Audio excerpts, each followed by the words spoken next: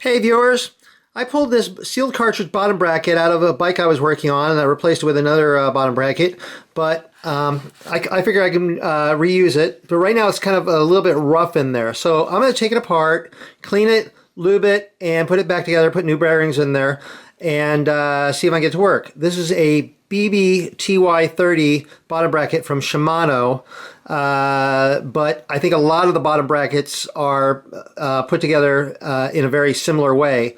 So if you have a different model, it may be like this one, but no guarantees on that. So, but you always give it a shot. So take this little plastic cap off of there. Some of them are metal, but this one's plastic. And then that exposes this little nut down here. Okay, I've set this up in a vise with the jaws of the vise holding on to the flats of the spindle there. And I have a 13/16 inch deep 6-point socket that fits nicely onto that nut right there. So I'm going to use this to try to remove this, which I believe is a lock nut. And I believe it unscrews clockwise. I believe it's left-hand threaded. So I'm going to try see if I can get this loosened here. It's pretty tight, I think.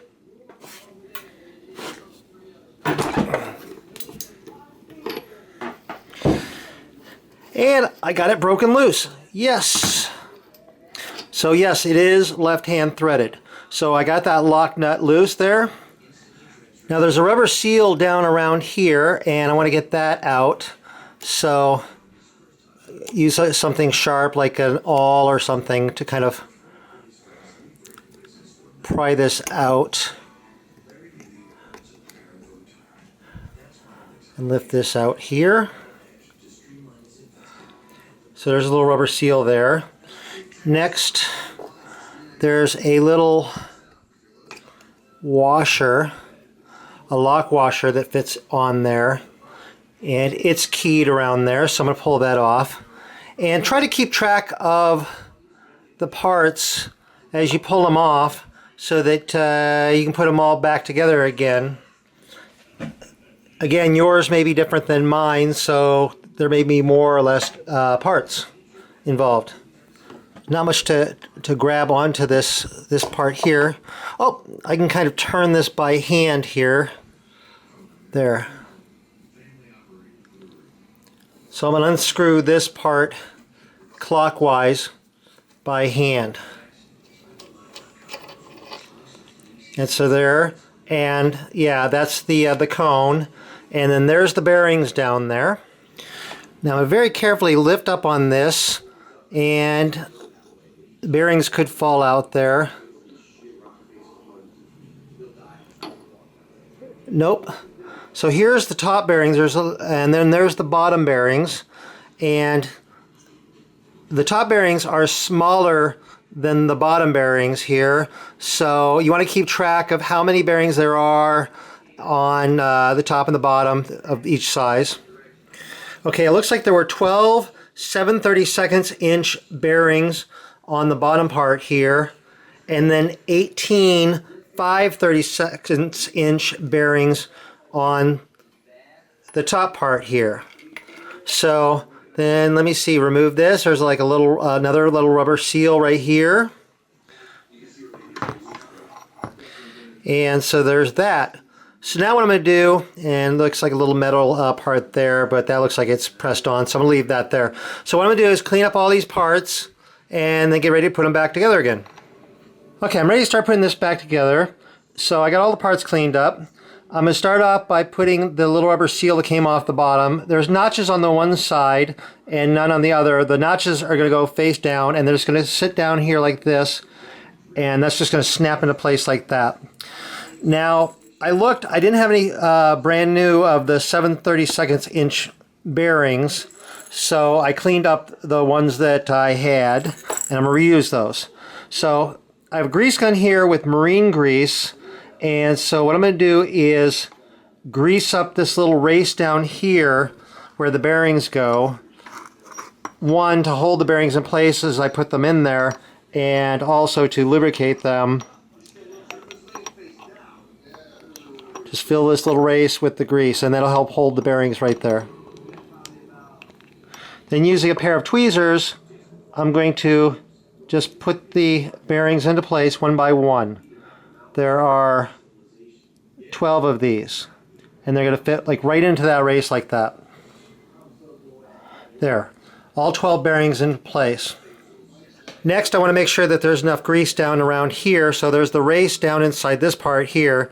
So I'm just going to go ahead and squirt a little bit of grease down into here as well. Like that. And then this part is just going to go ahead and sit down over here like that. And so I can feel it rolling down around on the bearings like that. Now I want to fill this race up here with grease. So I'm just going to go ahead and put plenty of marine grease down into here like that. So now I have 18 brand new of the 5/32 inch bearings. So using a pair of tweezers, I'm just going to go ahead and set these down into the race around here, and they should form a continuous circle around here. So now I have all 18 bearings down in there now, and I'm going to put this cone back on. So put this back on, and this is going to screw on counterclockwise. And I'm going to screw this down into place. It'll go down against the bearings.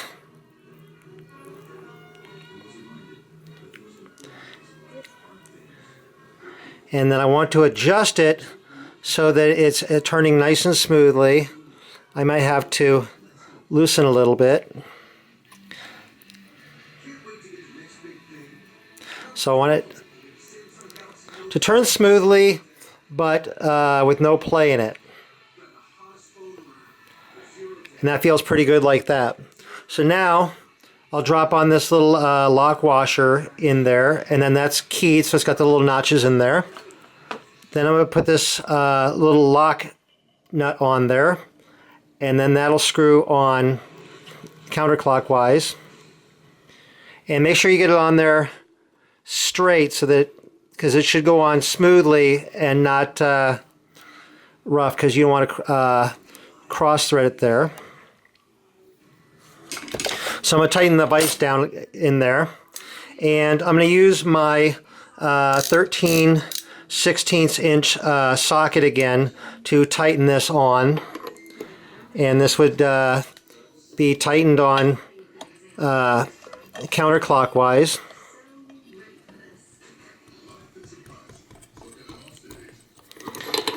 And I want to test this, and it's feeling kind of rough, so I want to loosen this up again and adjust that cone down there.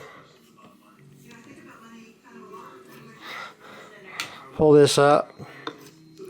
I can maybe lift this little washer up a little bit, and then just kind of turn this cone down there. Loosen that cone a little bit, and then try tightening. Again, test this, and then tighten the lock nut back on again.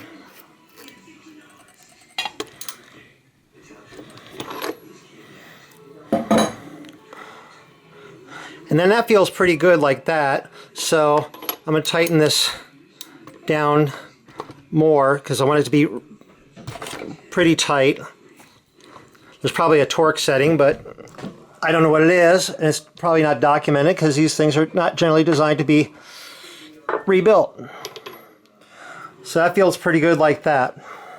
So now I'm going to take this little seal that was on there. So there's little notches. The notches are going to face out.